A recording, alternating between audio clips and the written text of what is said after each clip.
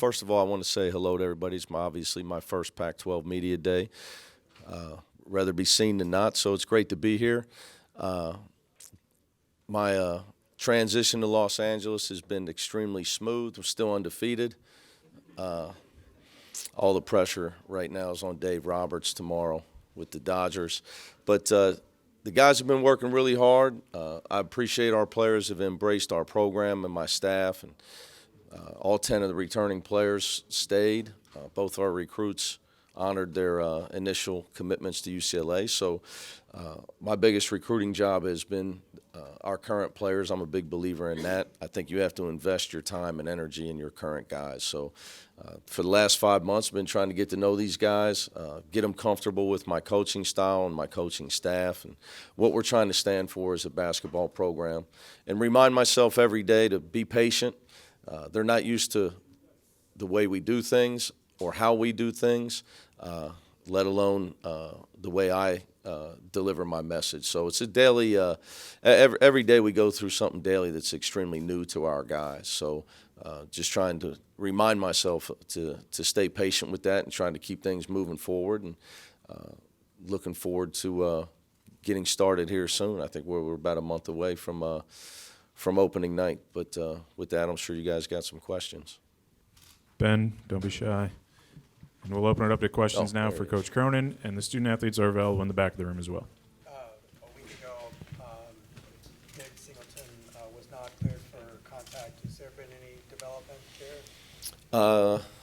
David is still in the same, nothing changed with him. So he's still progressing. I think he's at a point where they're trying to get him comfortable with the movements of running and jumping, and getting his muscles all firing back, to make sure that he's I don't want to get too technical with you, but basically he's running and jumping like he was before he broke his foot, before he goes full speed against his teammates. 'Cause if he's running funny, if he's jumping funny, protecting his foot, and he's out there full speed, he could re-injure it. So right now we're trying to get his mechanics back to normal. The hope is that he'll be okay before. Well, I hope so. He'll make us a better team. Yeah. Did he lead our league in field three-point percentage last year? Up there. He's up there pretty high, and he's a good kid. He plays really hard. So, and when you're in my situation, I think coaching becomes a lot more fulfilling when you make it about the players. So, you don't want him to have a season abbreviated. So, because somebody's always going to play if he can't, but for his sake, hopefully he can get back sooner than later.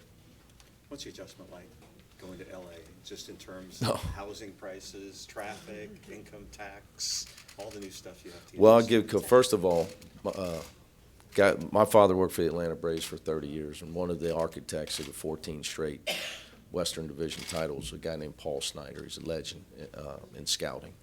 And he said, if you're paying taxes, be thankful. There's a reason you should. So I'm thankful. I'm one of those. So, but sticker shock is real. Took me a few months. Sticker shock was very real. Although I have a lot of close friends in Los Angeles. Part of my move was my comfort level with Southern California and how many friends I have in the area. So, so that part of it was smooth. But yeah, actually, sticker shock is tough. But for me, the biggest transition is getting better and better by the day. Is getting my daughter acclimated. So she's in her school at Campbell Hall. It's a great place. She's on the volleyball team right now. So things are going well in school. And I just had, I think, six 13-year-olds at my house Saturday night, and me. I made it. Let's just say that I made it through. Thank goodness for pizza delivery. What ultimately tipped the scales for you to make the move from Cincinnati to UCLA? Well, first of all, there's never a good time to leave. I thought that where I'm at in my career, it was, if I was going to make a move, it would need to be in the age range that I'm at. But for me, it was, I mentioned my daughter, what's her life opportunities for her. I'm not a one-man band. So there's obviously a lot of opportunities for people in Los Angeles, from being in she went being from the school she was at in Cincinnati, being in a great school. But you know, hey, professionally, if you're going to make a move, you get a chance to sit in the chair that John Wooden once sat in, and it's an unbelievable opportunity. So our tradition and our history, our ex-Bruins or however you want to say it, former Bruin players are second to none. Of not many people have the collection of guys that played at their school that we have. So whether it's guys 15 guys now, I believe, in the NBA on the roster last year, or all the guys in the Hall of Fame. I think we had 9 Hall of Famers. I mean, it's crazy when you really think about it. So, just a chance to recruit the best players and the best student athletes. I think that UCLA affords you the opportunity to try to recruit the best of the best. And what would you like to see success-wise that you were able to do at Cincinnati translate to UCLA?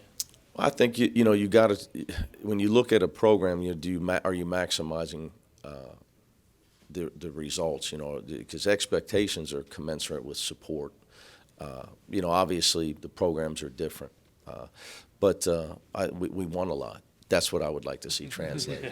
We won a lot. Now I'd like to obviously, win it all. I mean,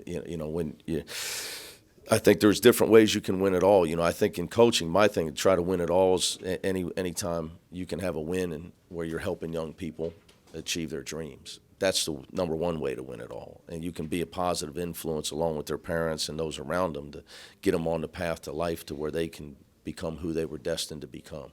Obviously, winning it all on the basketball court would be wonderful. As a competitor, what you've poured my whole adult life into, try to have the opportunity to recruit some of the best student athletes and basketball players to have that chance to really win it all someday at UCLA. That was a big draw as well. In recent years, UCLA has been known as NBAU. Yeah. What identity do you want the UCLA Bruins to have?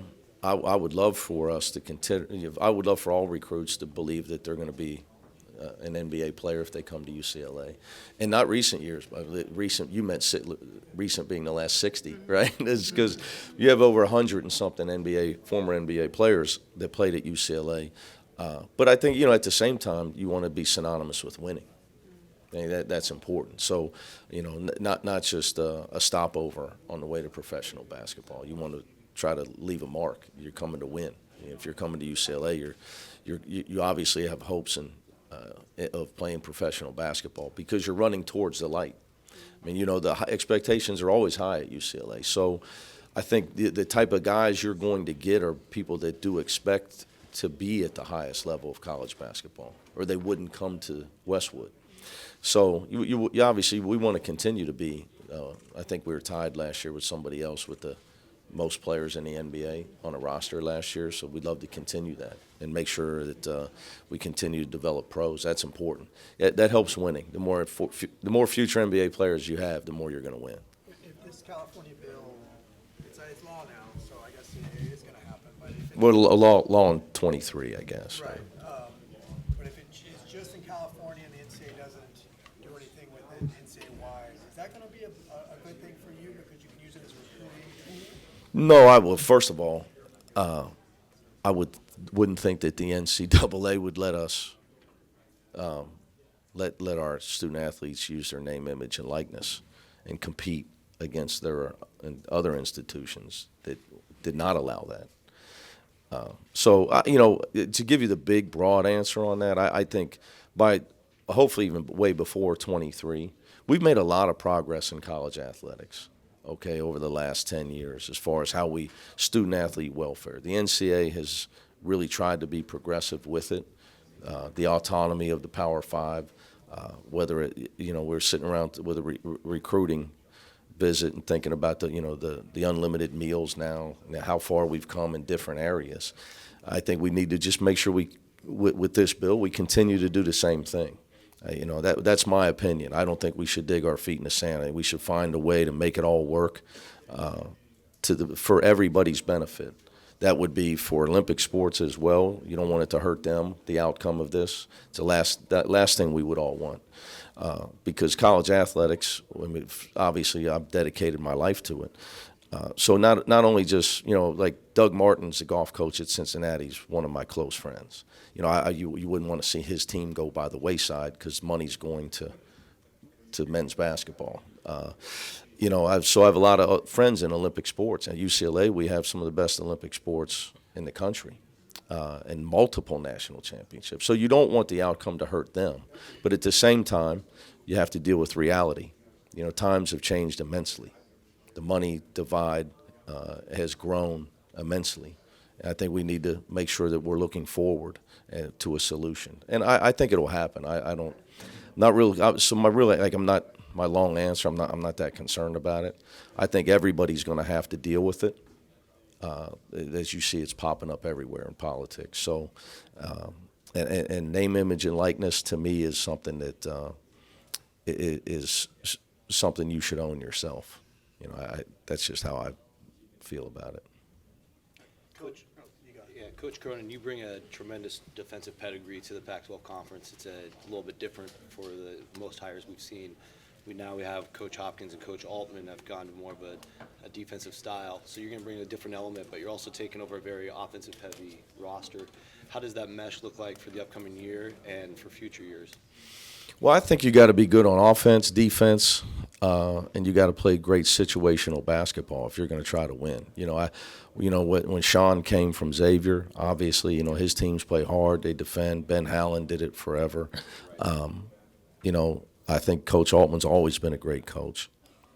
I would call Coach, having watched film this summer, Coach Boyle's teams are tough. I know Coach Kristoviak. I kid him every time I see him. He's tan, but a pretty tough guy. So, I think that some of this stuff gets all blown out of proportion. We had some great offensive teams at Cincinnati. 2 years ago, we led the nation in scoring margin. So people tend to focus on the one hot take that it is. If you're going to win a conference like the Pac-12, you're going to have to be good in a lot of areas.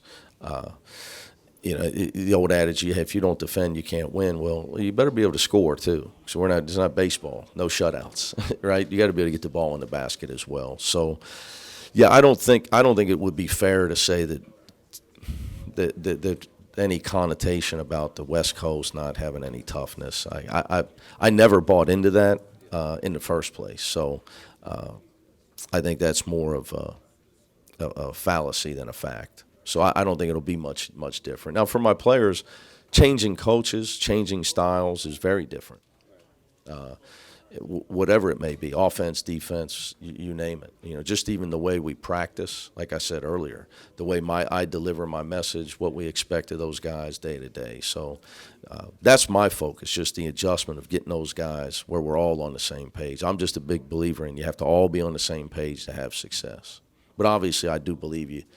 It's hard to win if you're easily scored upon, because if you go play Dana Altman's team, they're not going to let you score easy, so you better not let them score easy. When you go on the road, it's hard to score the basketball against good teams and good coaches. Can you talk a little bit about Sharif O'Neal? I watched him in the summer play in the Drew League along with two of your freshmen, Jamie and Jake, and they all competed very high with a bunch of NBA players and international players. And can we dispel the rumors right now? Not rumors, but people are always asking about Sharif's health. I think he looked great. Fantastic. Yeah, well, I'm not going to comment on summer leagues that I could probably score 25 in. I don't know. It's getting better every year. We'll leave it at that. I saw Sharif. Somebody showed me a highlight, and the guy guarding him looked like he had just served me lunch. But Sharif's a great kid. It's unbelievable how, just to speak about him for a second, he's just a tremendous kid. He's extremely humble, and it's hard to get upset with him because he listens at all times and he hustles at all times, and he's learning every day. And he's like a sponge. He wants to learn. He believes, he's been raised, by obviously his mother and father, both disciplined people. So they believe in teaching their kids to listen. So it's easy for me. They've done their job. So that's not always the case. Sometimes, you got to do two jobs. Sharif's unbelievable. So, and his humility's great. I got to get him to play a little meaner. He's too nice of a guy at times. So, it's getting him out of his shell is going to be important as a person, because if you've interviewed him, you see how quiet of a guy, good of a guy he is. But, we got two great, with Tiger as a freshman, I'm talking eligibility-wise, Sharif, and then Jaime Jaquez and Jake Hyman, both really good players. Jake likes to shoot the three a lot. No, I like when Jake shoots the three. Because it usually goes in. Right. And Jaime's an excellent shooter, and I love Jaime's toughness. I wanted him at Cincinnati bad. Very excited about it. We got good young players. People keep talking about recruiting. So we got some guys that I think are going to impress you when we get them up to speed on what it takes to play at this level. So I'm really high on some of our younger players. And Sharif's very close to Josh Christopher. And Josh Well, I can't comment on any recruiting. Okay. So I got to stop you there before you All get right. me in trouble. Quit. don't wanna get you in Don't get me in trouble. It's We my have time first for media one day. more question. Coach, how has the process been with building relationships with your players in your initial stages at UCLA, and how do you think getting up to speed really quickly with you guys you have will lead to success throughout the year? Well, I think that's the most important thing is building your relationship with guys. And for me, it's just being honest and direct about who I am, what I believe is important, what I think they should believe is important. I think, a lot of young people, they worry about things that don't matter.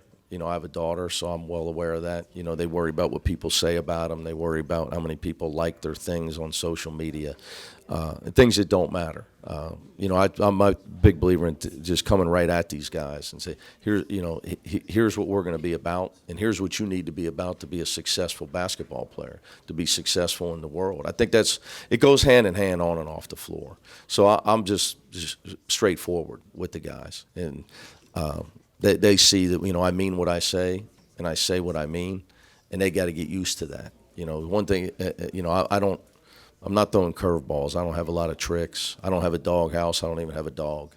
You got to get used to, say, if I don't like it, I'm going to tell you. You need to listen, and then 2 plays later, you can't be over there. You got to get back in the game, So I think you got to create men that can deal. Part of our job is to create young men that can deal with things and move on and not hang their head. So I think that's just a big part. That's the biggest part of what I've been trying to do for the last 5 months with these guys. And I think that's the biggest key to us having a successful season this year. Thank you, Coach. Thank you, Coach. All right, man. Thank you.